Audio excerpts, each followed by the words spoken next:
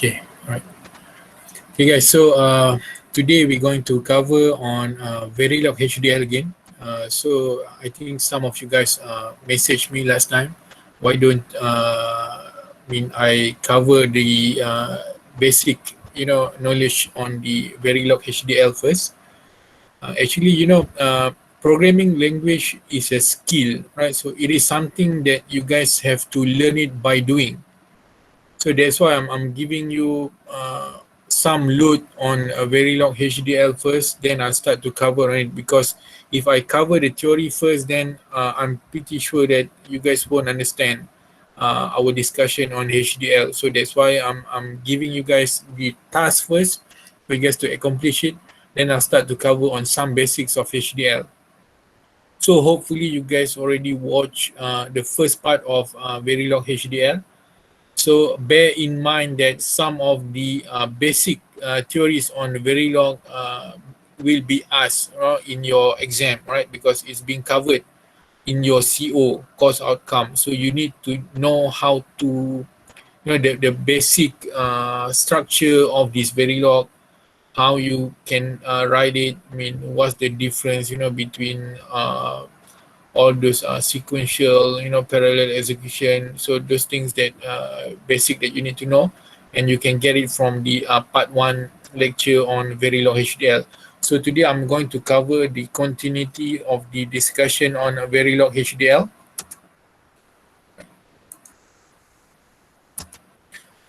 So basically by the end of this lecture, I mean, like, the outcome that you guys need to achieve is that the use of the arithmetic and also logic operations in Verilog, and the danger of incomplete specification. Sometimes you might compile it and you will not get any error, but actually in terms of coding you did it wrong. So what happened is that the software might not capture it, but in terms of the result you will not get the correct result. So that's why we are practicing to do the simulation.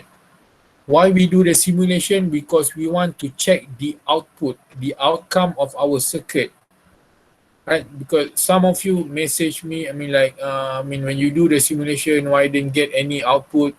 Then when I recheck your diagram, you didn't set any input value, right? Then if you don't set any input value, how come you can get any output? So that's why we need to understand the whole concept of using a Verilog.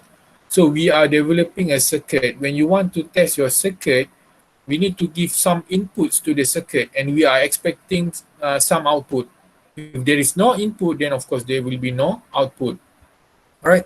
So the danger of incomplete specification, how to specify clock circuits. So how we can create a circuit that will be based, or will be changing based on the clock input, and how to specify asynchronous, synchronous set result flip-flops, differences between blocking and non-blocking assignments, and then finally the use of test benches. This one I'll be covering, but I'm not sure I'm gonna let you guys did it in the lab or not, right? We'll see. For now, we just use this vector waveform file, which is the .vwf, the one that you guys are using. All right. Okay. So this is the advantages of using Verilog. Of course, the first lab, I think that you guys found it pretty easy, right? And you guys start to like it. Then all of a sudden, I changed it to Verilog, and then you guys got confused. So basically, in developing a small circuit, you can use the schematic, right? But when you are dealing with a complex circuit, so Verilog will bring huge advantage to the digital logic designer. All right, so if you see here, arithmetic operations make computation easy. So in Verilog, we can create the computation easily. For an example here, so this is adder, right? Adder, and then 32-bit adder. Of course, this is a module, and then this is the name that they give. So the naming is important, right? So you have to give a name that represent the function of the module. For example, here, by just looking at the name of the module, then we know that, oh, this is an adder and it processed 32-bit of data. All right, of course, and then bracket, and then you declare the input and output, right? Remember, these are all the input and the output from and that goes in the block. Then you declare it, which one is the input, which one is the output. So in this case, input is 32-bit. Why 32-bit? From 0 to 31, right? You can also do it from 1 to 32, right? But it's better to use from 0, because in digital, we always start from 0. So from 0 to 31, which means 32-bit, and which signal that is 32-bit, it is A and also B. And then what is the output? The output is the sum, also 32-bit. Then assign sum equal to A plus B. Remember, right? Assign. So assign is continuous. So it's like a circuit. Whenever the input value, either A or B changes, it will automatically being reflected to the output value, which is sum. Right? For example, let's say A is equal to 1 and then B is equal to 1. Let's say A equal to 1 and then B is equal to 1, then sum is equal to 2. And then if you change it, right, let's say you change B to 2, then automatically, 2, then automatically it's going to be reflected. It's going to be 3, right? So that is a sign, right? So they call it continuous. It always updated the value based on the changes of the input. And then here is the example. All right, so here is the example of 32-bit adder with carry in and carry out. So if you guys remember, if we are working on adder, so there is a C in, right? So which is the carry. Right, for example, bit 1 plus bit let's say plus 1, right? So 1 plus 1 equal to 1, and then carry 1 plus 1. So here is your, this is your carry bit, right? So this carry bit going to be bring into the next adder for the addition, right? So in this case here, this is how we can develop an adder with a carry. So same, we just edit the existing adder 32-bit, and then we just add C in and also the sum, the C out, which is the carry bit, and this is a C in that goes into the next adder. All right, so input same, AB 32-bit, and then additional here, input C in, output 32-bit, same, sum, and then we add another one, output C out. Okay, if you remember here, this is the, the concatenate, right? Concatenate. Remember, I've discussed this in VHDL1, so you can check here what is concatenate. So this is how you combine the signal. So instead of here 32-bit sums, then it becomes the total value, it becomes 33-bit, right? So you just combine it. So the MSB, the most significant bit of the addition here will goes into C out. So this is the MSB, right? Okay. If you guys have any questions, please let me know. All right, so this is the different types of Boolean operators. So we have 3 types, right? So the first one, bitwise. Second one is logical, and the third one is reduction. All right, okay, first we go into bitwise. Okay, what is bitwise? So bitwise is just like the gate process, for an example. All right, so if you put the symbol here, which represent NOT, right? So, and then you NOT all the input here, 4-bit inputs, which is 0, 1, 0, 1. So what you get is that actually you invert all the values, right? So you see invert 0, invert 1, invert 0, invert 1. So the output here will be the inverted of the input here. So 0, you invert becomes 1, 1 invert becomes 0, and then 0 invert becomes 1, and then 1 you invert, then it becomes 0. All right, so same goes here. So N, you see here, I mean, this is just using a single N symbol, right? So it represents bitwise. But if you use two N symbol, then it's become logical process. We're going to see what is logical process means. All right, so then in this case here, so you will end the value. So how it end the value? So it follow the orders. So let's say bit 0 here, 1 will be end with bit 0 here, 1. So 1 as input into AND gate, let's say AND gate, right? So this is your AND gate. So this is your input. So the first one will go 1 1, then the output will become 1 here. And then bit 1 here is 0, and then bit 1 for the second set is 1. So 0 and 1 for AND, then it becomes 0. You can follow it, right? The order. So this is the result that we will get, right? So that is for bitwise operators. Guys, this is important, right? Because later you guys are gonna work for complex circuit for your mini project, right? So your lab, guided lab will be up until lab 5. Then everything will be on your own, all right? So you guys have to work hard for these 5 labs. Make sure you really understand and know how to work on Verilog, right? Spend your time on learning this language. Don't worry, because this language gonna benefit you guys. If you guys master this language, then next sem, I'm not sure next sem or when you guys gonna take POCA, right? And it's gonna be, like easy for you, right? Piece of cake, right? So that's why, I mean, this is the time for you guys to master Verilog, and mastering this language will also help increase your value in the industry, right? Because in the industry right now, I mean, when you guys are dealing with digital design, of course, they're looking for experience in Verilog or VHDL, but most of the time they're going to look for Verilog. So having to know this language, I think will bring some additional value to you guys, right? So please really focus on it so that you guys master this language.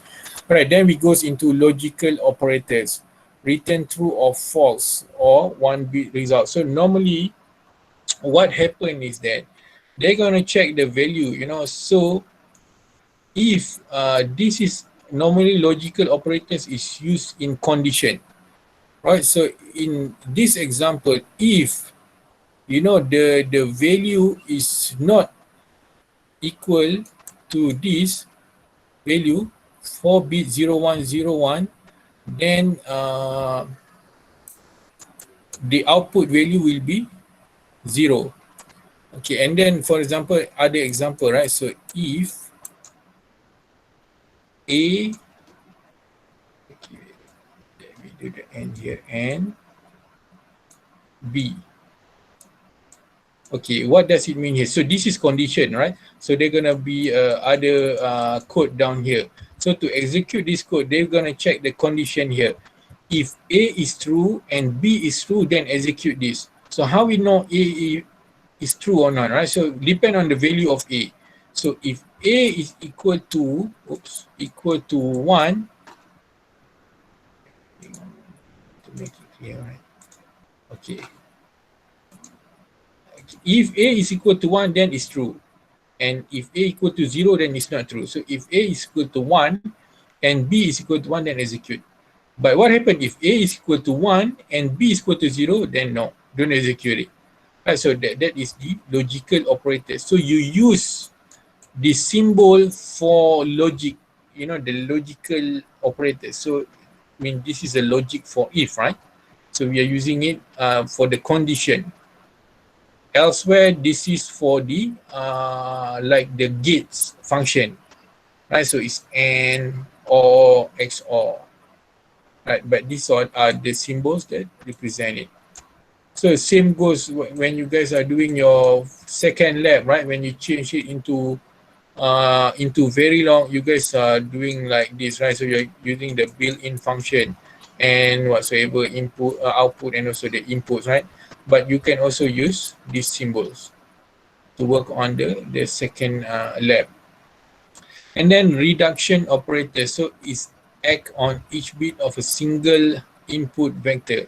So for an example here, this bit 0101, and then you put the AND operator here, AND symbol here. So what happened is that they were going to AND it one by one. So 0 will be AND by 1. The output is 0, right? And then 0 will be AND again with 0, and then the output is 0. 0 will be AND with 1, and then the output will be 0. All right, so that is reduction. All right, any question, guys?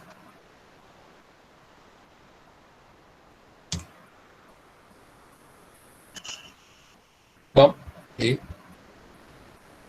All right, so far so good. Sir, Oh yeah. can you repeat again about the logical operators? I'm quite don't understand it. Okay, good. All right, so logical operator. All right. Okay, let's do it. Okay, logical operator. So normally we work on a condition, right? So let's say we have a code, right? So let's say we have a code, and then let's say A here, you assign A. Let's say you assign A is equal to 0, and then B you assign it equal to 1, and then you want to have a condition here. If A, and then you put the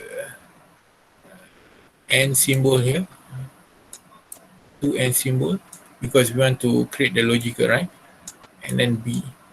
All right, so here there's a function. Let's say C equal to D plus E. Right, so this is, I'm just simplifying, right? Of course, there's an other thing, begin and end that you need to add, right? Okay, so if A and B, so in this case here, A is equal to 0, right? B is equal to 1. What happened is that they won't execute the function here. They will do something else. It will go into else, right? So else, let's say like F, assign it equal to G. So if the condition is not met, then they're going to execute here. But if you change it, right? So you change A, now you change A equal to 1. Where's my eraser? Okay, let's erase this one. Okay, so let's say now A is equal to 1, B is equal to 1. Then the condition is correct right now. So the output of A, 1, and then you end it with B1, then the output is 1, right? So when it's 1, that means you're going to execute the first function here. C is equal to D plus E. Alright? Boleh tak? Faham. Okay. Alright. Kasih. Any? Sir, Yeah. with the example you give us on the slide, not Yeah. Not what? how is it work? I don't quite understand the logical operation exam on the slide. Oh, okay. The example here. Yes.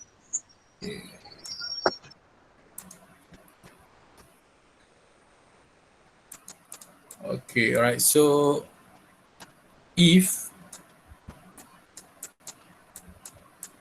not B, right? Same. C equal to D plus E. All right, so not B means that if this one, let's say not, right? So if B is equal to 1, let's say B is equal to 1. B equal to 1, not you invert 1, right? The output going to be become 0. So it won't execute this line. It will execute else. F equal to G, right? Example. So if you change B equal to 0, so you invert 0 because of the sign symbol here, so it becomes 1. So the condition is right, then you execute the first line. All right. Is it okay? Okay. All right. So let's go to next slide. Okay. So this is example. All right. So what happened if you guys have incomplete specification? Okay, example here. Right. So we are developing marks. All right. So this is 321 marks. Right, so multiplexer is one of the basic important components in digital electronic. So you guys have to really understand how these marks function. We're gonna go be looking into details on the design of marks and some other basic blocks for digital electronics. Okay. All right. So in this example here, so module, okay, see, I mean, this is a name that you can name, give. So whatever names that relate or, that you can understand or the designer can understand. So maybe marks 321, right? So this is just put, because this is not exactly 100% correct mark. So marks, maybe marks 321. And then the input A, B, C, select, output. If you guys realize why they don't declare input inside the bracket. So, that are different ways of, using Verilog. Right, so some of them, they just immediately declare within the bracket itself. Some of them, they want to the coding to look neat and smart, so they just put a short form here inside here, ABC cell out, and then they declare all the details outside. Right, so it's just a different way of coding. Right, then input 1 to 0, which means 2-bit here. Select is 2-bit. Why you choose select 2-bit? Because you have 3 inputs. Right, so this is the thing that you need to realize. If you just have 2 inputs, A and B, do you guys need 2 bits? Yes or no? If you have 2 inputs, do you need 2 bit for the select? No, you don't need. All right. So why you mean here in this case there are 3 bits, because you see here, if we have 2 bits, you can have 2 options only, 0 and 1. But if we have 2 bits, we have 4 options, 0 0 0 1 1 0, and then 1 1. So we can have 4 options. Even we can add another one here, D. But if we add another one here, E, oops, okay, E, so we cannot use 2-bit anymore. We have to use 3 bits, right? Because we have to cater 5 options. So we need to use 3 bits, 0 0 0 0 0 1, right? Until 1 1 1. All right. Okay. So in this case, they're using 2 bits for the select. So the input is A, B, and C. So they don't specify any bracket here. So what does that mean? That means A, B, and C is just 1 bit. Right. Same goes with the output is also 1 bit. Right. And then they declare the type of the output is register. Right. So you remember, right? So in the previous lecture, Verilog 1. So what I mentioned is that whenever you are working within the always block, right? So always block here. So the output that you're going to assign has to be a register, right? So register type. So that's why out you have to register it as declare it as register. Okay, so in this case always, and then add, this is a standard one, and then in bracket A or B or C or select. All right, so this is again, this is logical. Right? We are using it as a logical. All right, so when we going to execute all the things within always block here, so it's depend on the input of A, B, C, and also select. If A, B, C, or select change, then we're going to go inside the always block. Right, so if because it's all here, right? If they put N here, all of the conditions need to be met, then they will execute. But in this case, they put also either one should be good. Right, so either one of the input here change, and then it's going to update the value here. All right, so case select. Right, so case select So they compare, right? So this look at the value, the select value. So if select value is equal to 0, 0, then the output will be assigned to A input. It will be connected like this. If, right, if the input is equal to 0, 1, then the input will be, the B will be connected to out, and then C, and case. Okay, what is wrong here? All right, so the something that is wrong here is that there are 4 possibilities for 2 bits, right? Which is there's another one, 1, 1. And in this case, the designer, they did not specify what is the output or the outcome if the input is equal to 1, 1. All right, so what happened is that, so if out is not assigned during any pass-through, then the previous value must be retained. So what happened is that, okay, let's say value A here is equal to 1, B is equal to 0, C is equal to 1. And then at first, in your design, then you give 0, 0, right? Which means you're going to take the value 1 here, right? 1, pass to D flip-flop, and then pass it out here. It's going to be 1. So what happened is that if you give 1, 1, which is not being specified in your code, and then it will take the whatever previous value. So in this case, the previous value is 1, then it's also going to output as 1. So what happened is that when they synthesize your circuit, Quartz or the software will automatically add a latch here, right? So latch will restore the value. So what happened is that they're going to be additional circuit to your design, which is unwanted, right? In this case. So it's only one step. You declare what are the output for 1, 1. You can declare it as what they call it, X, right?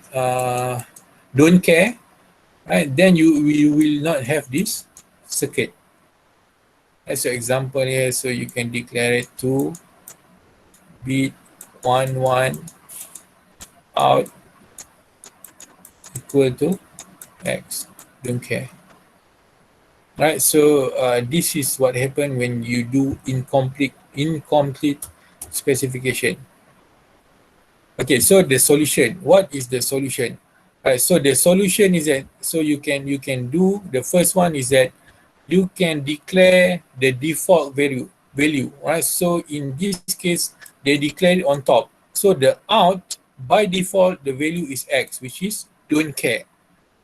Right, so whenever 1, 1 is inserted in your design, then the output will be don't care, right? And then same goes here. You can also put a default value within your case statement. So in this case, default out equal to 1 bx, don't care, right? So these are the 2 methods that you can do to avoid incomplete specification. All right, please, any question?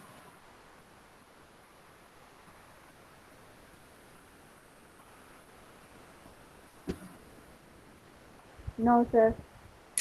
It has to be one to do it or command. So the signal, so it's either within your code you assign it, or you can set it as your input, right? So it's up to your design. So how you want to assign the input value, right? Okay, so how to specify a sequential circuit, right? So these are the differences, right? So this is combinational circuit, and the right side here is sequential. Okay, let's look into what is the main difference between combinational and sequential circuit in terms of Verilog language. So as we can see in combinational here, so the in always block, the condition is depend on the value or the changes of the value of the inputs A, B, or select. Whereas in sequential, all the changes is based on the clock. Right? So that is just the main difference. Right? So if you guys are working on a design that you want to make it sequential, of course, the sequential design is being based on the clock changes. Right? You want to update the value every time the clock changes. Whereas in combinational, you always want to update the value. Right? So whenever A is changing, then you want to update the value immediately.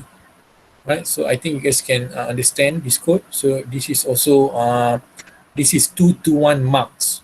Right? So in this case here, whenever there's changes in the either A, B, or select, then the output value will be updated. Whereas in the second design, every time positive edge of the clock, then the value will be updated. So positive edge of the clock here, the output will be updated. All right. So far so good. So this is synchronous clear in D flip-flop. Right, so normally mean you can use positive edge or negative edge, right? So positive edge here, the early beginning of the clock, and then the negative edge is the when the clock from high is going to low, then that's what we call as negative edge. All right, so this is example of developing D flip-flop by using Verilog. So you guys might get confused, you know. I mean, like sometimes in our design, I mean, like, do we really need to design based on D flip-flop, all this basic block? No, it's not necessary. Right, so this is the lowest, what they call it, lowest uh, detail of the digital electronics, right? So we can do it on the abstract level, higher level language, like giving the condition whatsoever, right? So but why we are learning this, because this is a basic fundamental digital electronics that we need to know, right? So for example, if you want to develop a D flip-flop by using Verilog, this is how you do it, right? So module, and then again the name DFF, D flip-flop, synchronous clear, the input D, clear B, clock, and then also Q. Then you specify which one is the input, which one is the output, and then you see there's a always block here. Then of course the output need to be assigned as a register, right? Always, and then positive H clock. So every positive H clock here, okay, so every positive H clock, then they're going to update the value, right? So for example, the first one here, clock high, and then the D value is equal to 0, and then the clear B is equal to 1, the output is equal to 0. Oops, 0. And then same goes second here. I mean, the at the second clock cycle, when the at the positive edge, then the D value right now is equal to 1, and then clear B is still equal to 1. Now the output becomes 1. The output becomes 1. Okay. Now look at the second one, same as before. When clock is high, mean D is 1, this is high, clear is also high, 1, and then output will also be 1. On the last edge of the clock, D is equal to 1. Okay, now clear is equal to 0. What happened is that it's going to clear the output. So the output now becomes 0. Right? So how do we write it in a code form? So always at positive edge, always during the positive edge of the clock, we're going to check the condition here. If not clear B, right? So if clear B is equal to 0, right, then Q is equal to 0. Right? So in this case, when clear B is equal to 0, then Q is forced to 0. Else, if clear B is not equal to 0, if clear B is equal to 1, then else Q is always equal to D. Q will follow D. All right. So this is another example of using the logical assignment here. Right. Okay. All right. So if you guys have any question, please let me know. Okay.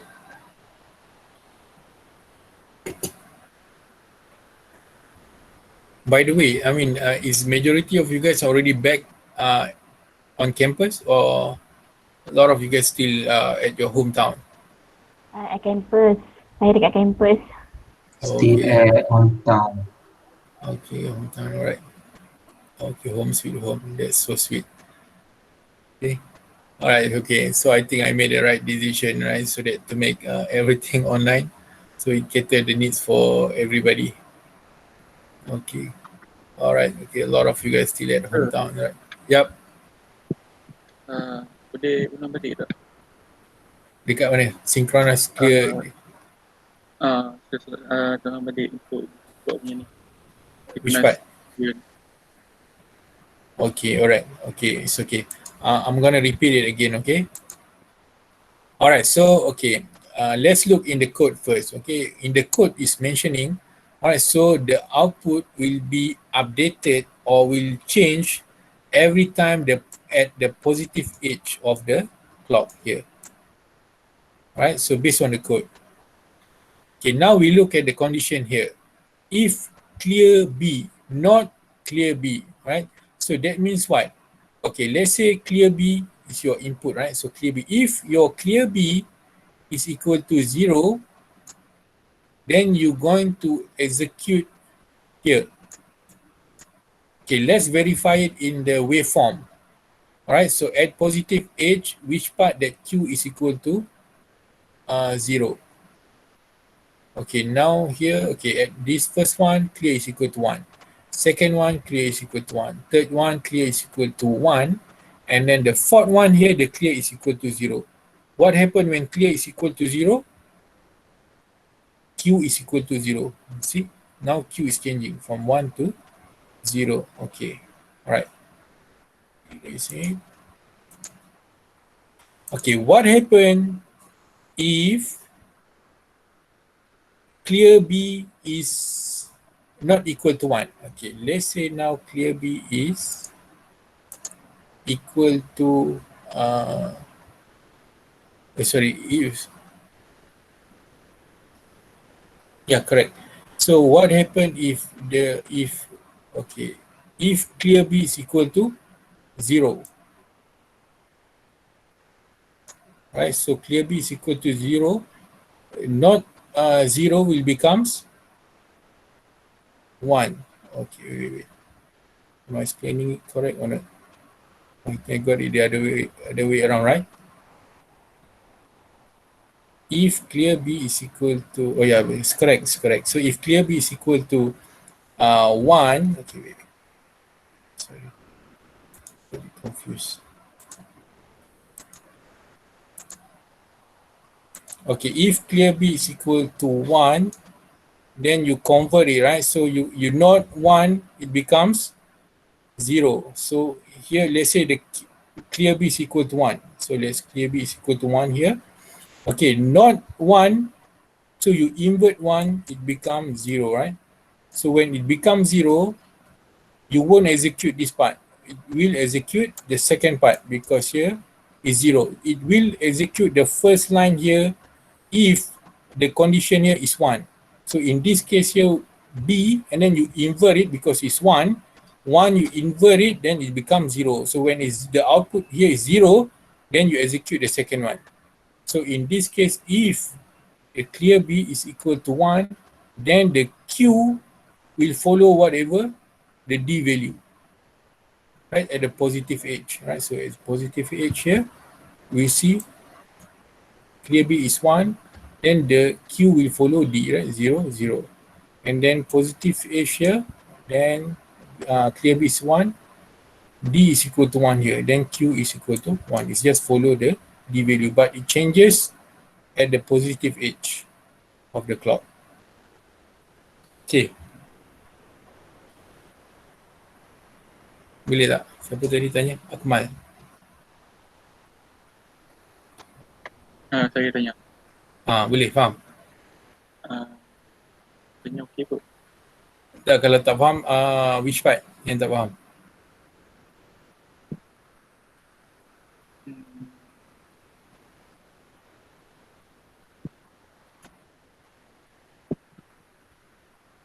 Saya rasa mungkin yang time last kali kot yang tukar tu.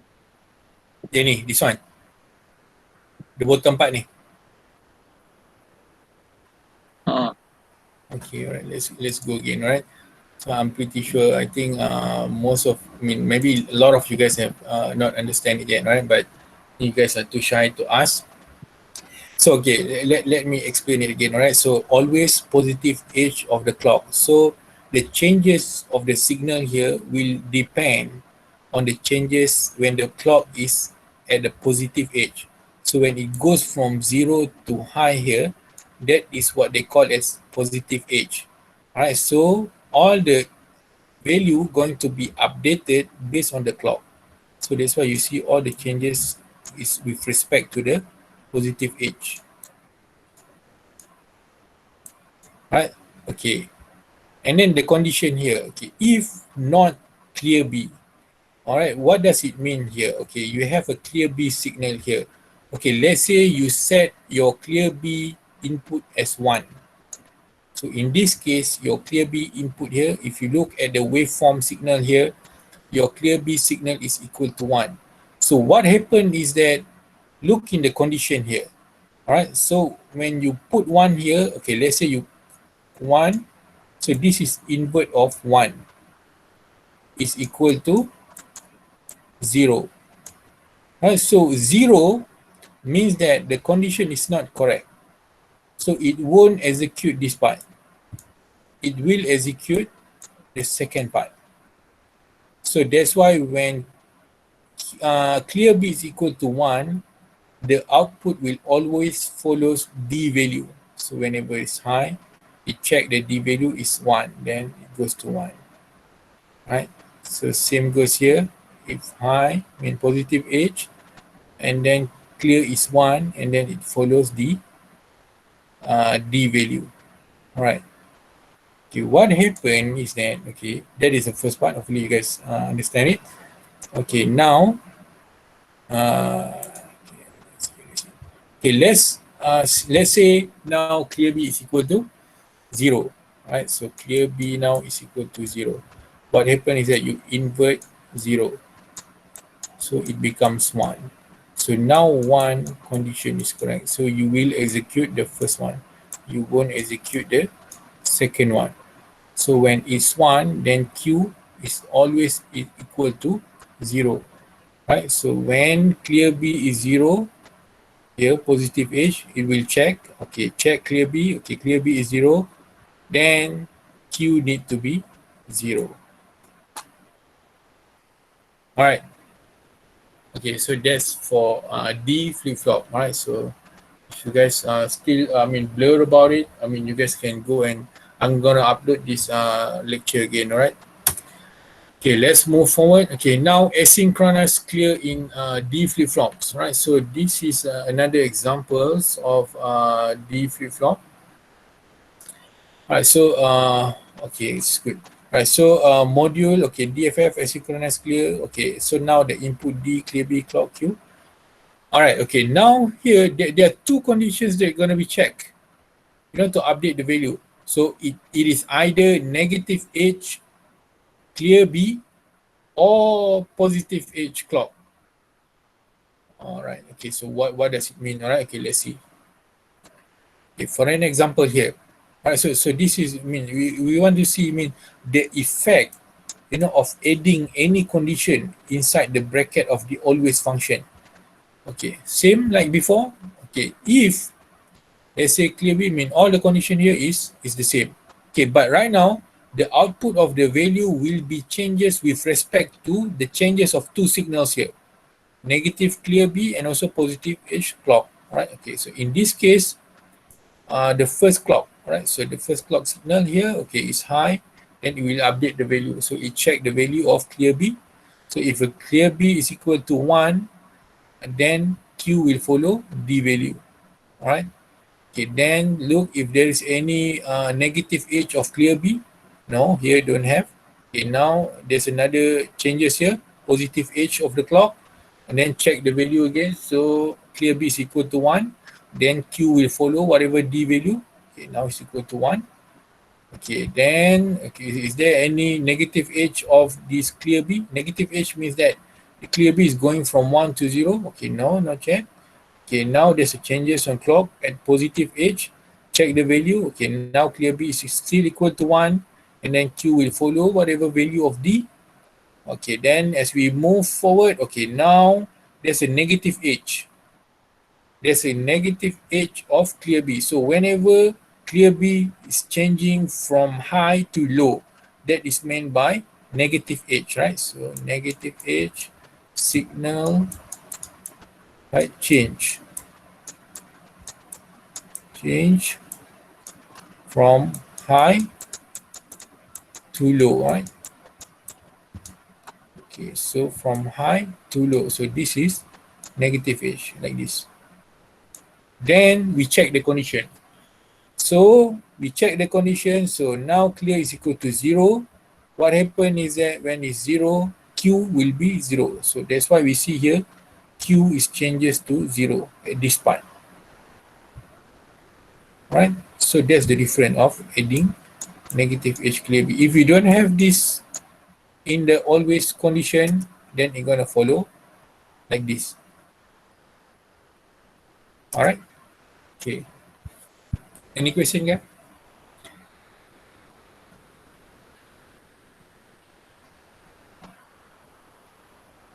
Okay. What are the difference between register and output? Okay. Output. Okay. There are two types, right? So they call it net and also register. You know, net is like input, output, and then you know, wire. So it doesn't have the capability to store output, cannot store output. But for register, it has the capability to store the output. When you need to use register, for an example here, whenever you are using always, then there's an output, right? Example here, Q gonna be output in always, right? So always mean Q in always block has to be register. That's why they declare Q as a register where Q can store a value. All right. So that's the difference between register and output. All right. Let's go to the next slide. Okay, blocking versus non-blocking assignment. Okay, this is another headache, right? Okay, bear with me, all right? So, okay, there are two types of assignments. I mean, they call it blocking and also non-blocking. Okay, what is blocking, right? So, example here, a blocking assignment, it will be updated line by line, right? For example, here we use a blocking assignment, right? So, B equal to A, then A is equal to B. So the result is that it's actually A is equal to A and B is equal to B. Okay. How this happen? Okay, when we use blocking, okay, it's going to be done in sequence. For example, here B, now the first line here, A will becomes B. Right, so A is equal to B. And then here, this, I mean, after execute the first one, then execute the second one. So B is equal to A. What is A value? A is equal to B. Right, so in this case, A and B is equal to B. I know this is like chicken and egg, right? So, but try to understand it. All right, okay, so, okay, the second one, okay, is a non-blocking. Okay, if non-blocking, so they execute it in parallel. Okay, what happens? So both of these command here being executed in parallel. For an example, okay, in the same time, B will be assigned to A. Okay, let's say B is equal to 2, A is equal to 1. Right, so in this case here, B is equal to 2, right? So B assigned to A. So A becomes 2. Right, so here A already become 2. Then now B is equal to 2. That's why B in the end equal to 2. So that's why A and B is both equal to B, which is 2. Okay, so in this case here, so B is equal to A is equal to 1. Okay, now what happened that, I mean, both will be executed at the same time. So A will becomes B equal to 2, B will become 1. Okay, basically that's the difference between blocking and non-blocking. Okay, why is this important? All right. Look at these two example here. All right, so this gonna be your, you can let's say counter, you know, shift register, okay, whatsoever that you guys can use as you know, connecting the flip-flop in series, right? Okay, so the first one here we are using blocking, right? Equal signal, and then the second one is we are using the non-blocking. Okay, try to guess, right, guys? Which one is correct? Left or right to represent the block here?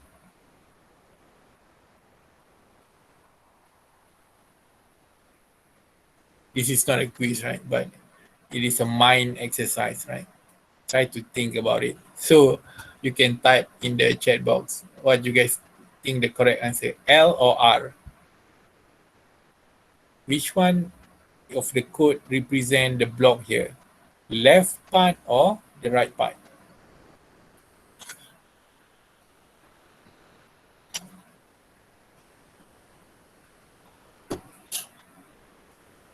Ish, come on guys. Just L or R. Nothing more. Try to guess.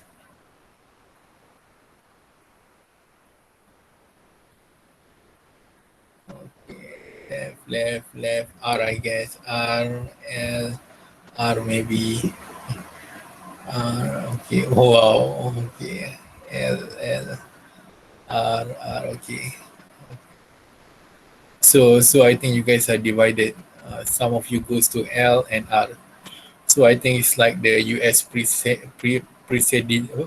presidential election, right? Now they're divided. So it's a close tie between Biden and also Trump. Yeah, Trump out. Yeah, I'm not sure Trump's out yet or Jump not. out. Yeah, but I think we still need to wait. Okay, no, forget about Biden and also Trump, all right? Okay, so let's go into the next slide. Basically, the correct answer is the right one. Okay, what happened is that, so if you guys select the left one, right? So in this case, I mean, this is a flip-flop, right? Okay, let's say you input one value here. So at first clock cycle, 1 will be sent to Q here as Q1 as the first clock cycle. So let's say this is your clock cycle, right? Clock cycle. At the first clock cycle, what happened is that 1 will be sent to Q1. At the first clock cycle, 1 will be sent to Q1 here. Right? So Q1 becomes 1. Then you add another input here. So you add another input here, so it's 0. So at the second clock cycle, then 0 will go inside here. And then 1 will go to Q2. What happened? 1 will be sent here to Q2, and then 0 will be sent to Q1. And then for the third clock cycle, let's say you give input 1, then 1 will be sent to Q1 1 here, and then 0 will be sent to Q2 0, and then 1 will be sent to out. Okay, let's see which one is correct, right? Okay, so in this case here, what happened is that it will be done in sequential, right? So at positive edge of the clock, then in will be sent to Q1. But this one, the second line will not be executed yet. Right, because I mean it is execute in sequential. So after executing the first one, then it will execute the second one. Whereas in this case, all of the signal will be execute simultaneously. So whenever there's a positive edge, automatically the input will be passed to Q1. And then the Q1 will be passed to Q2. And then the Q2 will be passed to output. So that's why the right one is correct. So you have to use this, they call it what? Non-blocking assignment. And if your guess is using blocking assignment, then you will get the output wrong. Right, so that's why here, I mean, like at each rising clock, then Q1 is equal to in. Right, then the second one, Q2 is equal to Q1 is equal to in, right? So therefore, out is equal to, which is not the intention. So, but in this case here, I mean, all the output will be passed simultaneously. Right, so this is where you mean it's important for you guys to understand the difference between non-blocking assignment and also blocking assignment. Right. Okay. Oops, sorry. So in this case here, what happened is that with Q1 in is equal to Q1, then Q2 is equal to Q1, which is equal to, yeah, sorry. Okay, I got it wrong, right? So okay, let's explain again, right? This part I will explain it correct. So let's correct the oops, resolving. All right. Oops. Okay, pen. All right. So for this part, what happened is that every at the positive edge of the clock, so it's automatically gonna pass the value. So for example, let's say 1 here, right? So 1 will be sent to Q1, 1, and then automatically will be sent again to Q2, then Q2 is equal to 1. Then again, we automatically will send to out, which is 1. So automatically at the first clock here, you already got the output of 1 for this blocking assignment. But for non-blocking, I mean, because this is not what we want, right? So we want at the first clock cycle, 1 to be passed just to Q1. Q2 has no value yet. So we need to wait for the second clock. So that's why this one is the correct assignment that we need to use, not the blocking assignment. Right? Okay, so I think we almost finished our lecture. If you guys have any question, please stop me, let me know. All right, so this is something that is going, I think you guys are going to use it in your project a lot. All right, so this is example on how you can build uh, an ALU. Right, so in this example, we are building a 32-bit ALU where it's going to have 3 different operations: additional, subtraction, and also multiplication. Right, so we have to use 2 marks here, 221 marks, and then 1 321 marks. Right, so this is 221 marks. This is the code for 221 marks, and here is the code for 321 marks. So in this example, we're going to show you how we're going to build it block by block. So later when you guys work in a project, this is how you need to do it, right? So you have to develop the code block by block. So for an example here, so we build 221 marks first. So module marks 32, so the same like the example before. So there's 2 input, IO, and then I1, and then select to select which input that we want, and then the output. And then here in this case, we are developing for 32-bit, right? So that's why we are using 32-bit inputs for I0, I1. But then the input select, we just need 1 bit because it's 1 or 0, 2 options, right? So it's either 1 or 0. And then output, we have to make it 32 bits, right? Assign out. So, okay, this is another options that we can use, right? Okay, how we want to understand this kind of statement, right? So out equal to select and then question mark I1, I0. So what we can understand is that if select is equal to 1, let's say select is equal to 1, then choose I1. Right? So this is if select is equal to 1. If select is equal to 0, then choose I0. Right? So this is how we can understand this. This can be done if we just have 2 options. Right? If we have 3 options, you see here, so now we need to have using the case. Right, so 3 to 1 marks. Now this example, how we can develop 3 to 1 marks.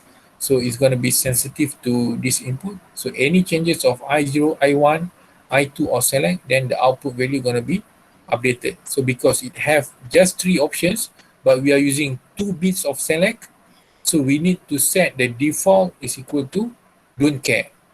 Alright, so if 1 occur, then the output will be don't care. Alright, so that is 3 to 1 marks. Alright, and then what else? Okay, now we completed the marks, right?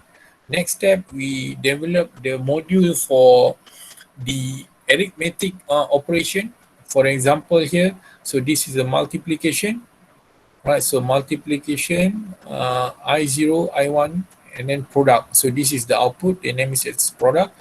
So the input here is 16 bits, I0, I1, and then the output here is 31 bit product, right? So why they are reducing it to 16 bit? Because we have to cater the number of bits that we can represent for the output, right? So for example, let's say what's the maximum number of 16 bit? Let's say 0 to 15, right? So if you do like conversion like 111, and what's the maximum number it can represent, if you multiply it by the own number, so the maximum value can be catered by the number of bits here. You can represent it by 32 bits. If any number larger than that, you will not, you cannot represent it by using 32 bits. Right, so that's the limitation. That's why they reduce the input for multiplication up until 16 bits here. All right, so and then assign product. So this is just a built-in function that you can use. So product is equal to I0 times by I1. Okay, that's for multiplication. And then subtraction. Okay, where else in subtraction you see they are using 32 bits, because the output of subtractions of 32 bits can be represented also in 32 bits. Alright, so that's why I0 minus I1 is equal to difference, which is the difference is equal to 32 bits. That's for subtraction, and same goes for addition. Okay, now I think this is the most important part, is how you guys going to connect, right? So this is another method how you can connect those modules, right? So you have all these modules in separate file, right? So let's say you have 1, 2, and then 3, 4, 5 different Verilog files. Right, so now we're going to combine it in one Verilog file, which is the top level module, right? Top level module, okay, which we name it as ALU. Right now, all the blocks that we developed before will be inside or within the ALU.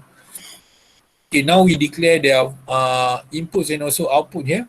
So we have 3 inputs and also 1 output. So we have 1, 2, and 3 inputs, and we have 1 output.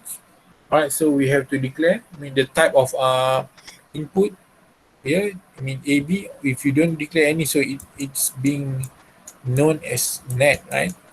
And then wire, right? So we need to have additional wire to connect the blocks. So add marks out, sub marks out, so the wire here. So the additional marks out here, so this is the wire here, and then sub marks out, which is the subsection wire here, and then add out. So okay, wait, I have to check in the coding here how they connect it. All right, okay, let's go one by one. Okay, marks 32. Okay, if we remember marks 32, right? So the input is I0, I1. So I0, okay, this is adder marks 32. Adder, this is adder subtractor. Adder marks, adder. Okay, so this is marks 32. Okay, so they just name it as adder marks. So because this is the adder marks, right? So the first input here is B, right? So it's connected to B. See, it's a B is being connected here to 0. Okay, B, right? I0. And then, so you just mean all the naming here is the one that we get from the ALU file, right? So you see here A, so that's why we A and B, so we use B. Okay, what about here? 32 bit D1. So 32 bit, oops. Okay, don't worry, right? We're gonna finish soon, before 5, 32 bit, B1, sorry, D1. Okay, what does it mean? So D1 is decimal one. So what does it mean is that we have 32 bits number 0, 0, 0, 0, 0, 0, 0 up until bit number. Let's say this is bit 0, bit 0, and then up until 0 bit 31. This is what it means by 32 decimal D1. If we change it to D2, then it becomes 0, 1, 1, 1, 1. Right? Oh, sorry, not 1, 0, 0, 0, 0, 0, 0. Right? So this is represent. If you change it into decimal, then it becomes 2. Right? So this is what it meant. So this is direct assignment. Okay, the third one. The third one is F bit 0. So what is the third one? Is select here. So C, select. So select here, because F is 2 bit, then they select F, sorry, F is 3 bits, right? So they select, so F 3 bits, so we have 3 bits. F2, then we have F1. This is separate representation, right? So you can choose single bit at a time. And F0. So in this case, you just select F0, because if you look into module marks 32, select is just only 1 bit, right? And then add marks out, so the output, which is 32 bit. So the add marks out here is the line. Sorry. So it's not line here. So X marks out here is the line here. Right, and then subtractor, so same B, then 32 bit D, and then F0, same. Then sub marks out, right? So here, sub marks out is not here. So it is actually the connection here. It is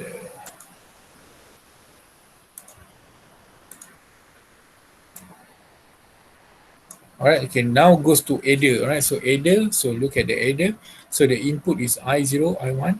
Right, so input our adder.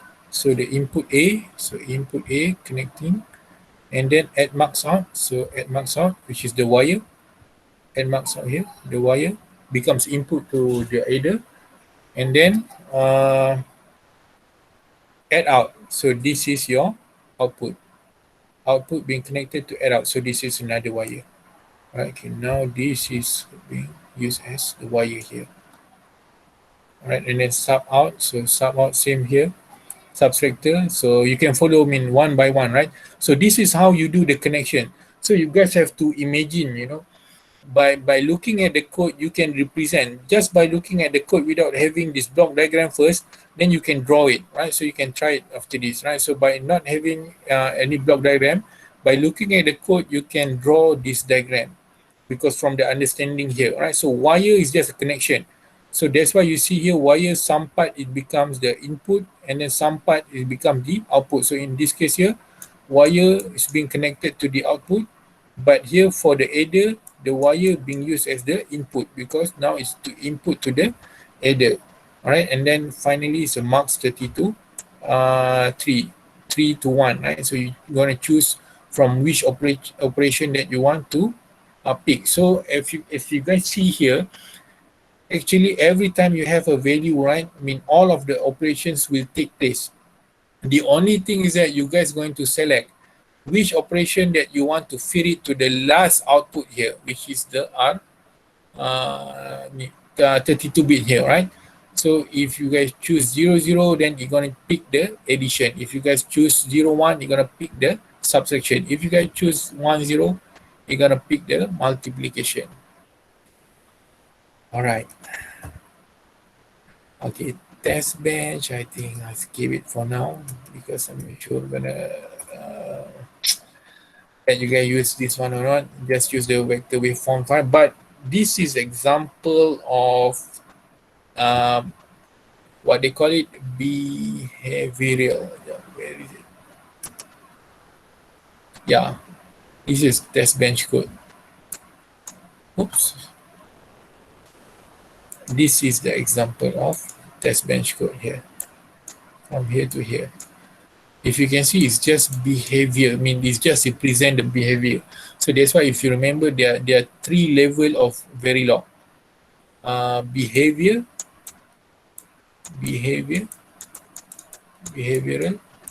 and then RTL. The previous discussion, right? I mean, all these things, yeah, these are all behavioral. Sorry, these are all RTL, all right? Okay. This is behavioral. And then the last one is gate level. Right? So most of the time we're gonna work using RTL, right? So this behavior, normally we use it for test bench. It's okay. Later we're gonna discuss if we come across test bench, but so far I don't think I'm gonna cover on test bench yet. All right, so I think that's it for today's class, guys. So last chance, if you guys have any question, any confusion, all right, you can ask before we end our class.